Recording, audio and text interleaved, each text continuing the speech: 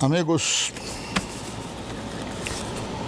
com o passar dos dias a gente vai se convencendo, quando eu falo na gente, eu falo nos brasileiros, que nós estamos envolvidos e conduzidos por uma,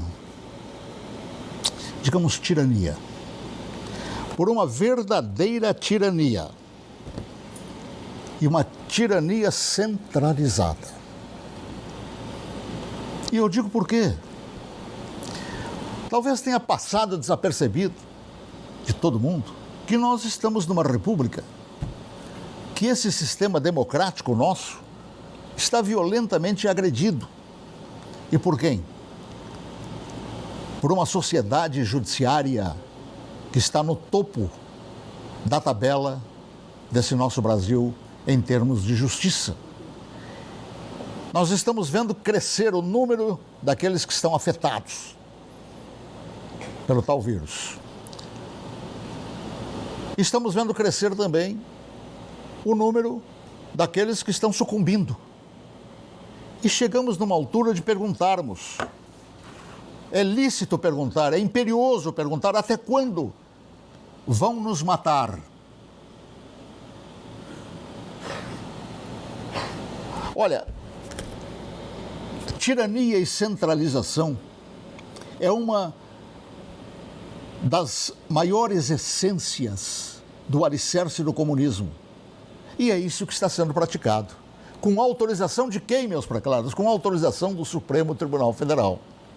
Aqueles senhores lá autorizaram prefeitos e governadores a comandarem o sistema de combate a esta doença, sem terem se preocupado com a sistemática política desta república.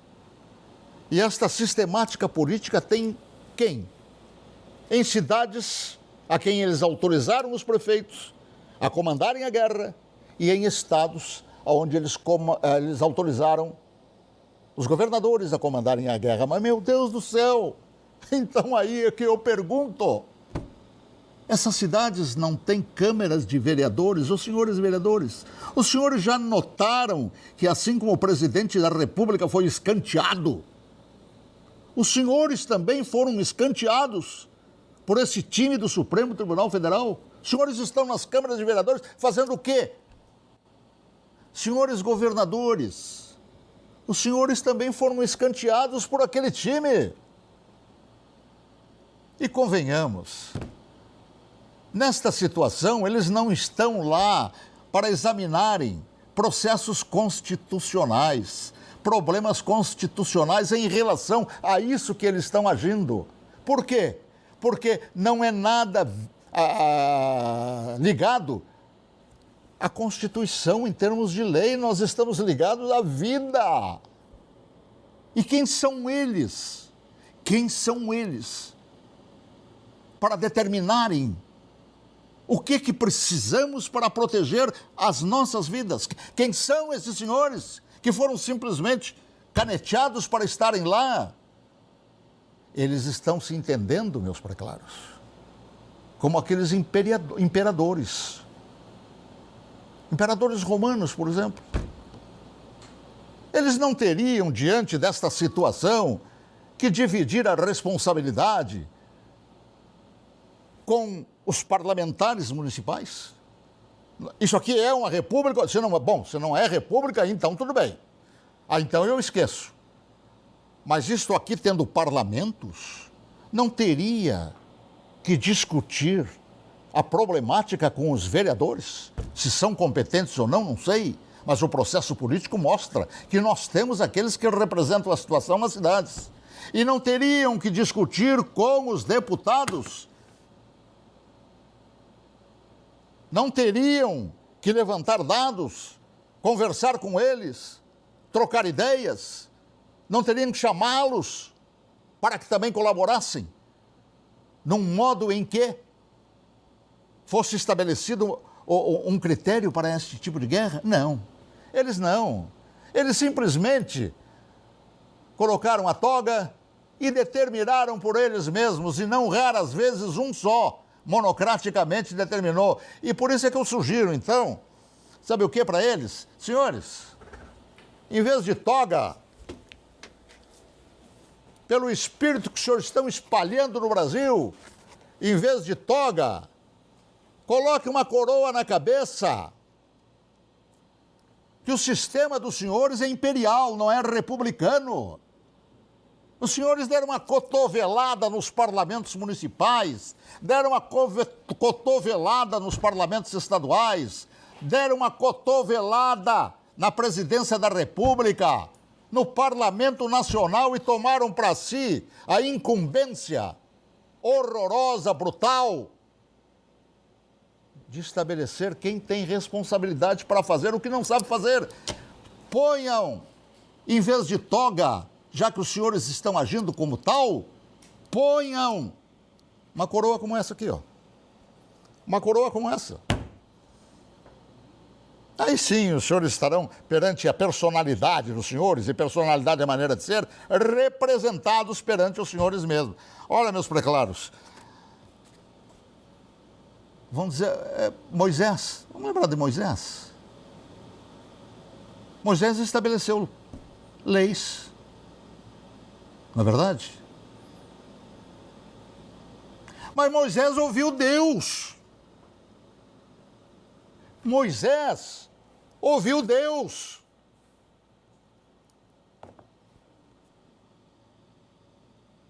Tinha como é o nome do cajado, né? Cajado de Moisés. Para os senhores, eu não indico o cajado para se completar nesse tipo de figura. Indico isso aqui, ó. Indico isso aqui.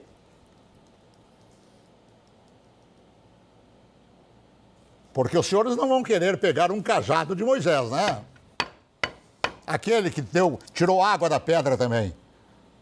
Só que faltava os senhores terem também esta pretensão, não é verdade? Então eu indico para os senhores isso aqui, ó. Um machado, que estará bem à altura do que os senhores estão fazendo. Nós temos parlamentos municipais, nós temos parlamentos estaduais, nós temos um parlamento nacional e temos uma presidência da República.